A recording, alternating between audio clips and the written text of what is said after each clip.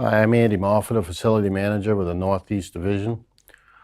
When we have had a personal experience with a serious outcome, we have had a lot less tolerance for the risk. I have had some personal experience through my career with Oldcastle, and they have impacted me seriously. In 1992, I was closing the asphalt plant down for the day. I was waiting for a load of liquid asphalt to finish offloading. I walked over to talk to the operator and see how much longer it was going to take.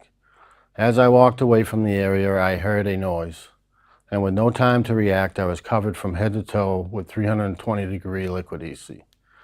The line from the truck to the tank had failed. Instead of going home in the next 15 minutes, I would spend the next 4 weeks in the hospital, 6 months out of work, and the next year forced to stay inside out of the sun. If I had only burned a couple more percent of my body, I was told my chances of survival would have been slim due to the infections.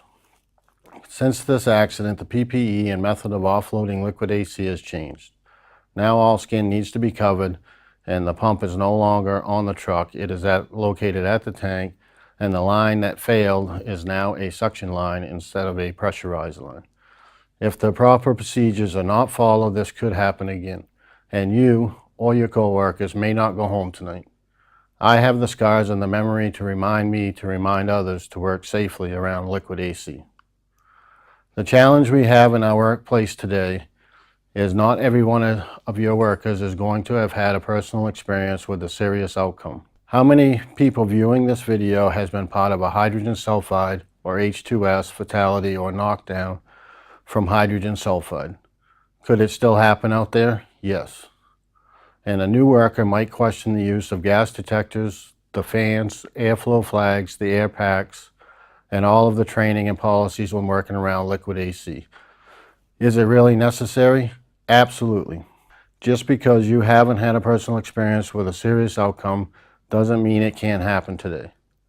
So for those of you watching the video who are above the age of 30 or been around a little bit, or even younger than that and have had a personal experience with one of these serious outcomes, you have the responsibility to your coworkers, the people who work with you, and to the company to keep the memory of that alive. And remind people that yes, people have died from situations like this. People have died when they have contacted power lines. And the new coworker might say, really?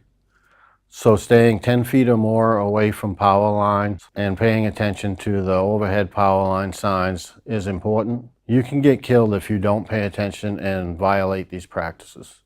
How many of you watching has had a fatality at your company or location? You probably remember it well. However, if you ask your current workforce how many people remember that happened to that person, it is possible that depending on how long ago it occurred, that only half of the people, or even less, in the company remember that occurrence.